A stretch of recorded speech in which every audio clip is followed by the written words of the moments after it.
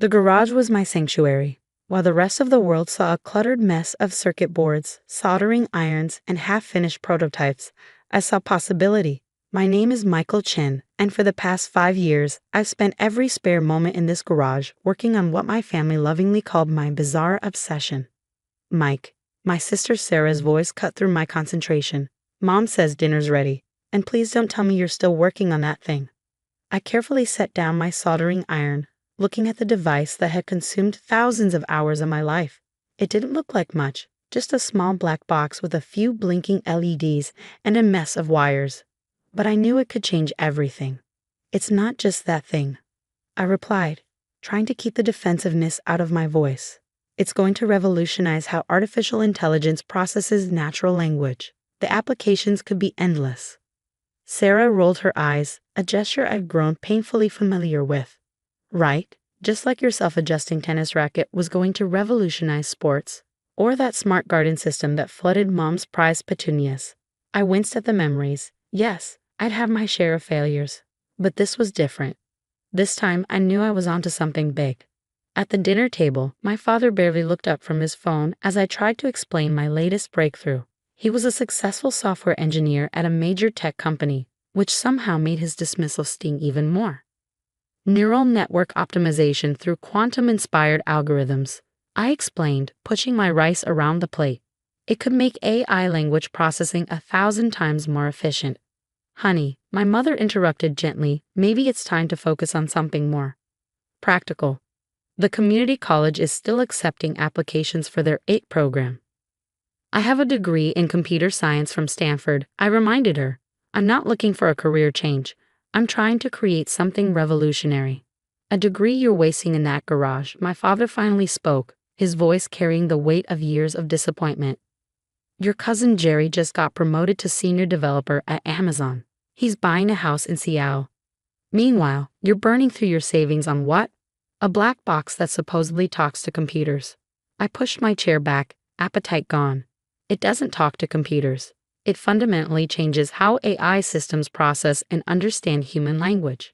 The potential applications in everything from healthcare to education are.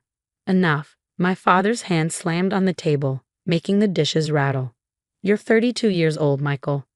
When are you going to grow up and join the real world?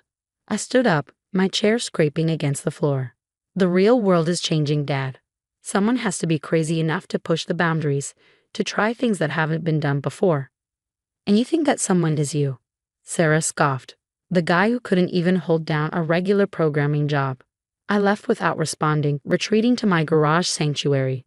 They didn't understand. Couldn't understand. How could I explain that every failed prototype, every setback, every mockery-filled family dinner was just pushing me closer to a breakthrough? My hands trembled slightly as I picked up my tools again. The truth was, my savings were running dangerously low. I'd been living off my initial success, a small app I'd sold right out of college, but that money wouldn't last forever. The pressure to give up, to conform to their version of success, was mounting. But as I looked at my creation, watching the LEDs pulse with a steady rhythm, I knew I couldn't stop. Not now, not when I was so close. What my family didn't know was that I'd already achieved something unprecedented. The initial tests showed performance improvements that shouldn't have been possible according to current theoretical frameworks. I just needed more time, more resources, more. A notification popped up on my laptop. Another rejection email from a potential investor. This one hadn't even bothered with a meeting, just a form letter saying they weren't interested in speculative AI projects from independent developers. I leaned back in my chair, staring at the ceiling of my garage. Tomorrow, I had one last pitch meeting scheduled. A small tech investment firm I'd never heard of, probably another dead end. But I had to try, because if this didn't work, my father's words echoed in my head. Maybe they were right. Maybe I was just wasting my life, chasing an impossible dream while the real world passed me by. I shook my head, pushing the doubt away. No, I knew what I had created. I knew what it could do. Someone just needed to give me a chance to prove it. Little did I know, that chance was coming sooner than I thought, and from a direction I never could have predicted. But first, I had to survive another day of being the family disappointment. The crazy inventor who couldn't let go of his dreams. I turned back to my work, losing myself in the familiar rhythm of coding and testing. Outside my garage sanctuary, the world might doubt me, mock me, dismiss me. But in here, surrounded by the pieces of my vision, I was building the future, even if I was the only one who could see it. The next morning, I straightened my tie in the mirror, trying to look like someone worth investing millions in. The suit I wore was the same one I bought for my cousin Jerry's wedding 3 years ago, the last time I needed to dress formally. It felt tight around the shoulders now, probably from all those hours hunched over my workbench. Another pitch meeting. My mother's voice carried a mix of concern and resignation. She stood in the doorway of the bathroom, watching me struggle with my tie. You know, the software company where your father works is always hiring.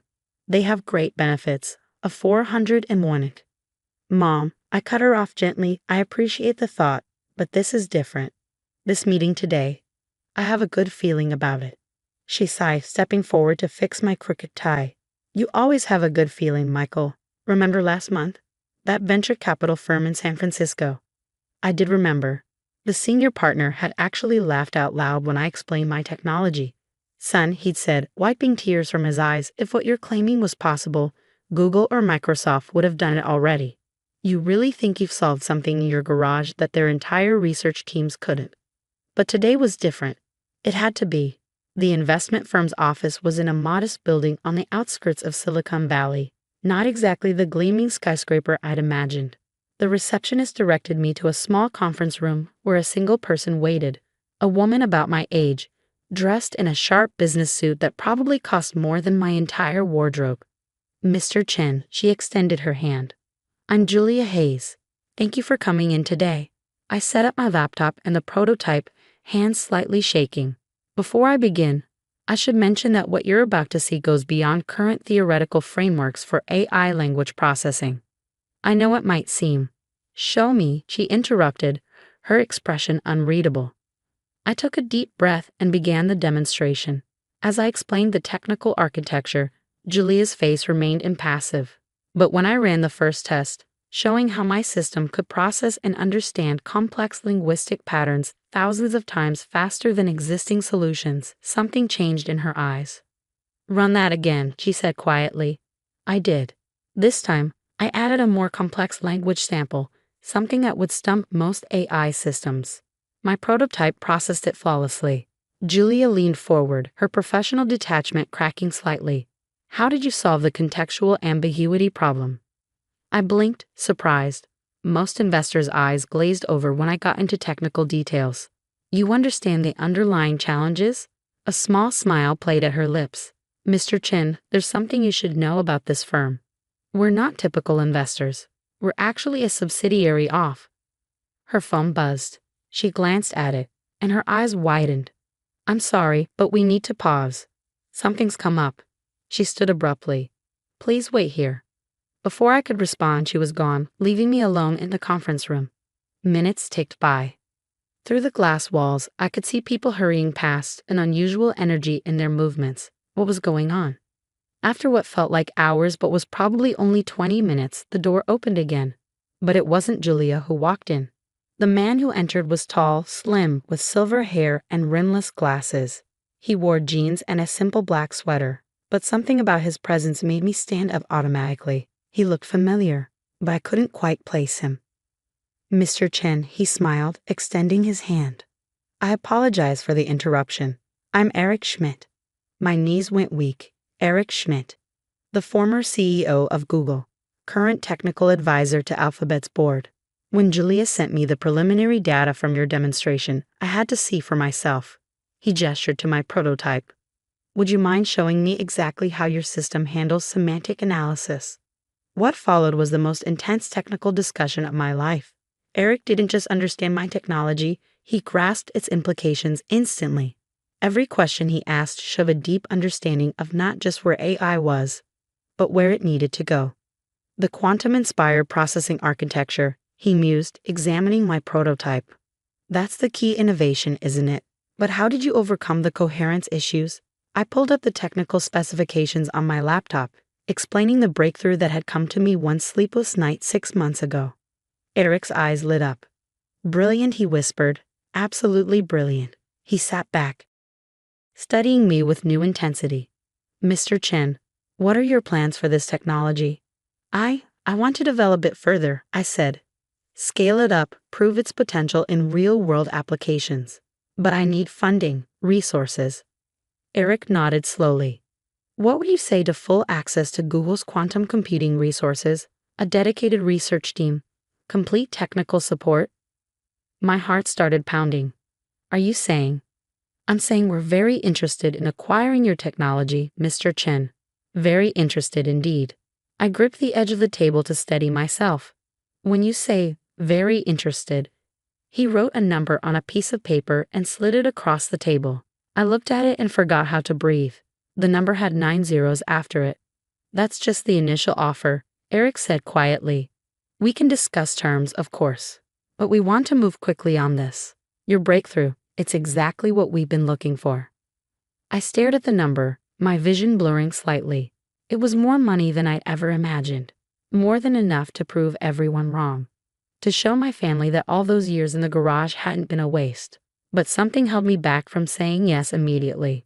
Maybe it was pride, or maybe it was the memory of all those nights working alone, believing in my vision when no one else did. I need to think about it, I heard myself say. Eric raised an eyebrow, but nodded. Of course. But please understand, Mr. Chen, you're not the only one working in this space. We're interested in your technology because you've solved a crucial problem.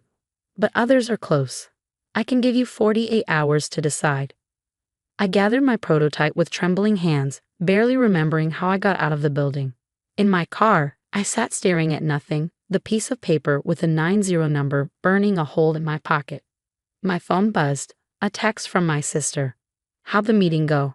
Another bust? I started to type a response, then stopped. No, they needed to hear this in person. All of them. I started the car, my mind racing. Dinner at my parents' house was in a few hours. For once, I was actually looking forward to it. Sometimes success is the sweetest revenge.